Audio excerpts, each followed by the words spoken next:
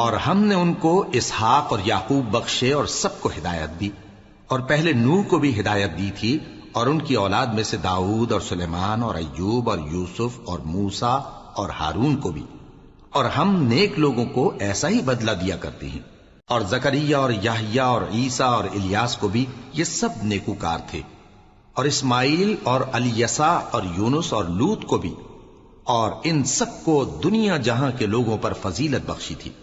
اور بعض کو ان کے باپ دادوں اور اولاد اور بھائیوں میں سے بھی،